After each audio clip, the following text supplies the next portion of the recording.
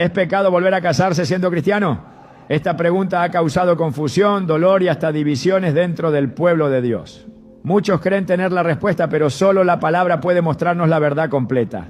En Mateo 19:9 Jesús declara: y yo os digo que cualquiera que repudia a su mujer, salvo por causa de fornicación, y se casa con otra, adultera. Esta afirmación parece definitiva, pero encierra una profundidad que a menudo se malinterpreta. Hoy veremos cómo interpretar este pasaje y otros textos bíblicos para entender el corazón de Dios respecto al matrimonio, el divorcio y el nuevo comienzo. Te mostraremos cómo discernir si una nueva unión es aceptada por Dios o si se convierte en una transgresión espiritual. ¿Estás listo para entender lo que Dios tiene reservado para ti? Desde el principio de los tiempos, el corazón del hombre ha estado marcado por una profunda necesidad de pertenencia, de unidad y de amor verdadero. No es casualidad que, en el diseño original de Dios, el matrimonio aparezca como una de las primeras instituciones creadas. Génesis 2:24. Declara con claridad: por tanto, dejará el hombre a su padre y a su madre, y se unirá a su mujer, y serán una sola carne. Esta declaración no es simplemente una instrucción sobre relaciones humanas, es una revelación del modelo divino de unidad espiritual. El matrimonio no fue ideado como un contrato que puede ser disuelto por mutuo acuerdo. Fue establecido como un pacto sagrado, sellado no solo entre dos personas, sino también ante Dios, con implicaciones eternas. Cuando Dios creó al hombre, no lo dejó solo por mucho tiempo. Génesis 2:18 nos muestra esa intención divina. No es bueno que el hombre esté solo. Le haré ayuda idónea para él. En ese acto de crear a la mujer, Dios no solo suplía una necesidad emocional o práctica, estaba revelando que la unión entre hombre y mujer reflejaría su imagen misma, una imagen de amor, entrega y complementariedad. Adán no recibió a Eva como a cualquier compañera, sino como a un reflejo de sí mismo. Esto es ahora hueso de mis huesos y carne de mi carne, exclamó. Desde ese momento, el vínculo conyugal fue instituido como una unidad indivisible, una unión que no debía romperse. Con el paso del tiempo, sin embargo, el pecado distorsionó esa imagen perfecta. Lo que fue creado para ser eterno comenzó a quebrarse por el egoísmo, la dureza de corazón y la falta de obediencia. Jesús mismo reconoció esta realidad cuando al ser cuestionado por los fariseos sobre el divorcio, respondió en Mateo 19:8: por la dureza de vuestro corazón Moisés os permitió repudiar a vuestras mujeres, pero al principio no fue así. Esta frase es profundamente reveladora. Jesús no solo está señalando una concesión mosaica, está apuntando a la diferencia entre la voluntad permisiva de Dios y su voluntad perfecta. El principio permanece inmutable. Lo que Dios unió, no lo separe el hombre. Cuando analizamos la estructura espiritual del matrimonio, descubrimos que no se trata únicamente de promesas hechas en un altar. Es un reflejo del pacto de Dios con su pueblo. En Efesios 5:25-27, Pablo compara la relación matrimonial con la relación entre Cristo y la iglesia. Maridos, amad a vuestras mujeres, así como Cristo amó a la iglesia y se entregó a sí mismo por ella. ¿Qué tipo de amor es este? Un amor sacrificial, incondicional, que no busca lo suyo, que se mantiene firme incluso en medio de la traición y la debilidad. Ese es el modelo que el matrimonio fue llamado a reflejar.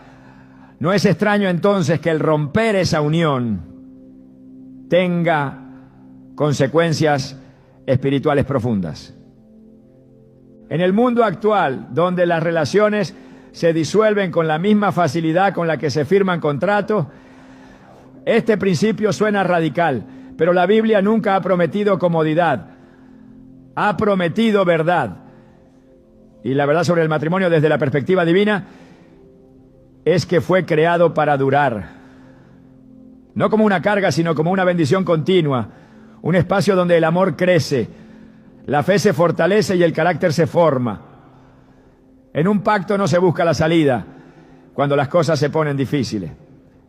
En un pacto se permanece, se lucha, se perdona y se vuelve a intentar.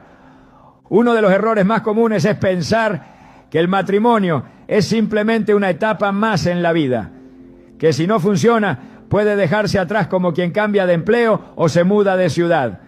Pero en Malaquías 2:14 a 16, Dios mismo confronta esta actitud. Y preguntáis, ¿por qué? Porque Jehová ha atestiguado entre ti y la mujer de tu juventud, contra la cual has sido desleal, siendo ella tu compañera y la mujer de tu pacto. ¿No hizo él uno, habiendo en él abundancia de espíritu? ¿Y por qué uno? Porque buscaba una descendencia para Dios. Guardaos pues en vuestro espíritu y no seáis desleales para con la mujer de vuestra juventud, porque Jehová Dios de Israel ha dicho que él aborrece el repudio.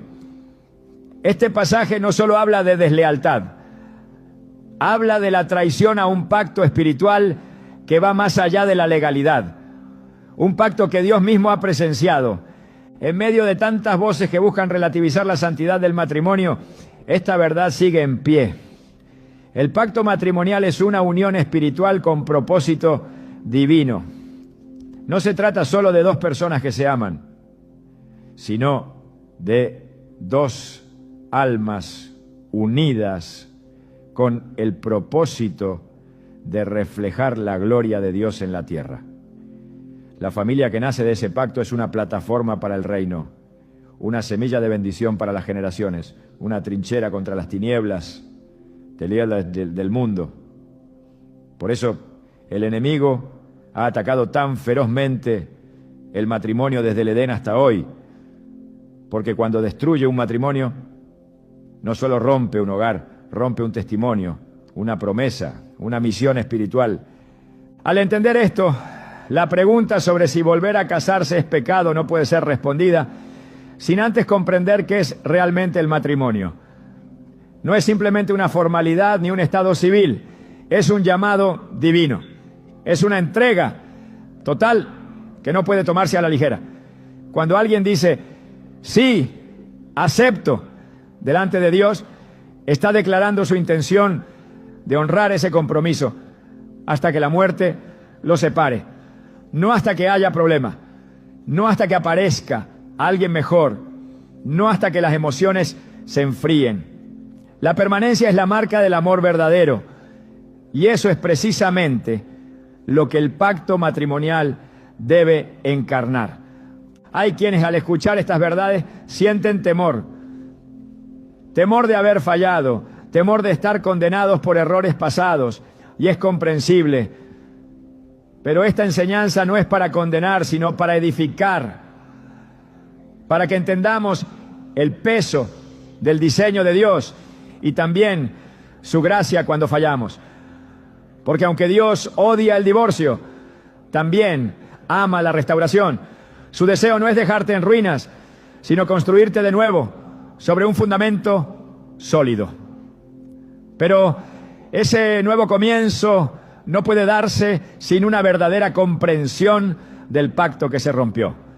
No puede iniciarse un nuevo capítulo si no se ha cerrado el anterior de manera bíblica y espiritual. Jesús no evitó los temas difíciles. Él enseñó con firmeza, pero también con compasión. Y cuando habló del matrimonio, lo hizo para recordar al pueblo que la fidelidad no es una opción, sino un principio divino. En Mateo 19:6 lo dijo con claridad. Así que no son ya más dos, sino una sola carne. Por tanto, lo que Dios juntó, no lo separe el hombre. Esta unión es más que legal, más que emocional, es espiritual. Y toda decisión que afecte ese pacto debe ser tomada con temor de Dios y con discernimiento.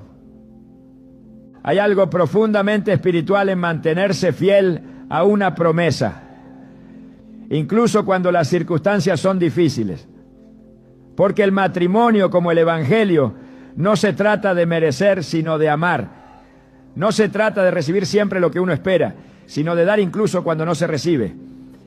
Esa es la naturaleza del amor que Dios nos mostró en Cristo, y ese es el amor que espera ver reflejado en nuestras relaciones más íntimas.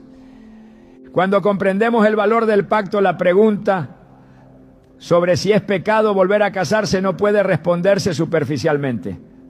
No basta con buscar una justificación emocional o cultural. Es necesario volver al principio, volver al diseño original y preguntarse con honestidad: ¿estoy honrando el modelo de Dios o simplemente buscando mi propio bienestar? Porque no todo lo que es legal es santo, y no todo lo que es emocionalmente válido está alineado con la voluntad divina. En tiempos bíblicos los pactos eran sellados con sangre, eran irrevocables, eran sagrados. El matrimonio en esa misma línea no es simplemente una unión por conveniencia, es una entrega con implicaciones eternas. Es por eso que el apóstol Pablo advierte en Romanos 7:2. La mujer casada está sujeta por la ley al marido mientras éste vive, pero si el marido muere, ella queda libre de la ley del marido. Este pasaje ha sido usado muchas veces para crear condenación, pero su intención es mostrar cuán serio es el pacto. No está hablando de imposibilitar la restauración, sino de recalcar que el matrimonio no es algo que pueda desecharse a voluntad. En la cultura moderna, donde la inmediatez rige, estas palabras suenan contraculturales. Pero el Evangelio siempre ha sido así, una contracultura que llama a morir al yo, a asumir compromisos eternos, a vivir con propósito eterno. El matrimonio, en ese contexto, no es un contrato, es una cruz, un llamado a morir a uno mismo para dar vida a otro. Y esa es una imagen poderosa del amor de Dios por nosotros. Quien comprende esto no entra al matrimonio a la ligera, ni lo rompe con facilidad, ni lo sustituye sin temor, porque sabe que no está jugando con emociones humanas, sino con realidades espirituales. Por eso, antes de plantearse volver a casarse, es imprescindible mirar hacia atrás, examinar el pacto anterior y buscar a Dios con todo el corazón. No para justificar una decisión, sino para alinear el corazón con su voluntad. En este viaje de comprensión y verdad, no hay espacio para la condenación sin redención. Porque el mismo Dios que instituyó el matrimonio también es el Dios que restaura lo quebrado. Pero esa restauración solo es posible cuando reconocemos primero el valor de lo que fue roto. Esta es la base sobre la cual todo lo demás en este tema debe edificarse. Una comprensión profunda del matrimonio como un pacto eterno, diseñado no por el hombre, sino por Dios, para reflejar su gloria en la tierra. Y si estás leyendo esto con un corazón herido, con el alma dividida entre el deseo de rehacer tu vida y el temor de estar en pecado, recuerda que este es solo el comienzo. Hoy solo hemos visto el fundamento. Lo que sigue es un camino de discernimiento, de verdad, de gracia y de obediencia. Un camino que no promete respuestas fáciles, pero sí verdades liberadoras. Y es en esa verdad donde comienza realmente la libertad. ¿Estás dispuesto a seguir profundizando? Porque apenas estamos comenzando a entender lo que Dios ha querido mostrarte. Desde las páginas más antiguas de la Escritura, la relación de Dios con su pueblo ha estado marcada por un profundo anhelo de fidelidad. No es un Dios distante ni indiferente a nuestras decisiones. Es un Dios que ama con celo santo, que vela por la pureza de sus pactos y que reacciona con intensidad cuando estos son quebrantados. La Biblia no guarda silencio respecto al divorcio. No lo trata como un error menor, ni como un asunto trivial. Por el contrario, lo presenta como una herida espiritual que rompe el orden que Dios estableció desde el principio. En Malaquías 2:16, una de las declaraciones más fuertes y reveladoras se levanta como una advertencia clara, porque Jehová, Dios de Israel, ha dicho que Él aborrece el repudio. Esta no es una mera expresión de disgusto. La palabra aborrece en este contexto comunica una repulsión profunda, una ofensa directa a la santidad del vínculo matrimonial. No se trata solo de una separación física o legal, es la traición a un pacto sagrado, un reflejo de infidelidad hacia el diseño divino. Malaquías no está hablando a incrédulos ni a naciones paganas, está hablando al pueblo de Dios, a aquellos que habían entrado en alianzas delante del Señor y luego las desecharon por conveniencia o egoísmo. Es un recordatorio solemne de que Dios no observa nuestras decisiones desde la distancia, sino que Él mismo es testigo de cada pacto hecho en su nombre. El texto continúa diciendo: guardaos pues en vuestro espíritu y no seáis desleales. El divorcio no es solo una ruptura relacional, es una manifestación de deslealtad espiritual.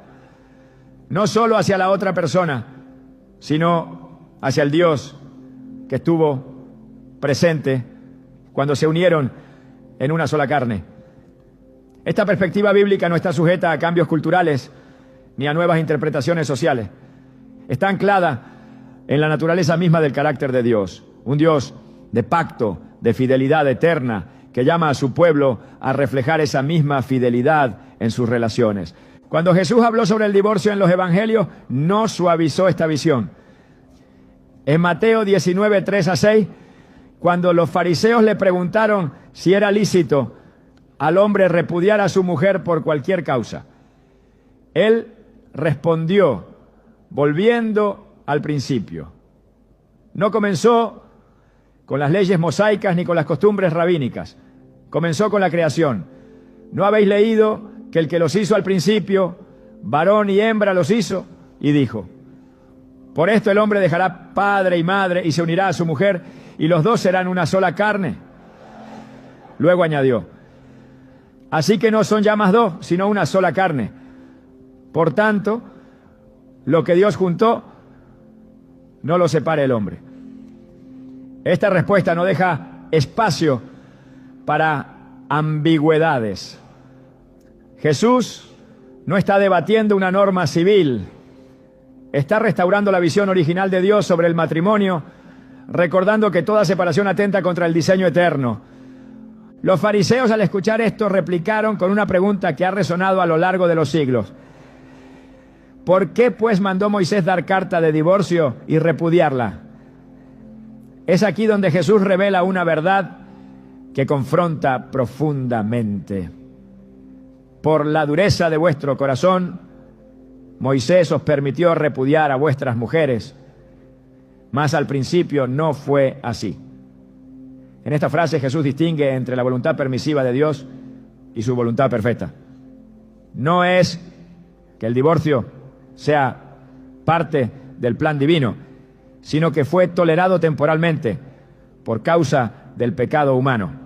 Es decir, la existencia del divorcio en la ley no lo legitima espiritualmente.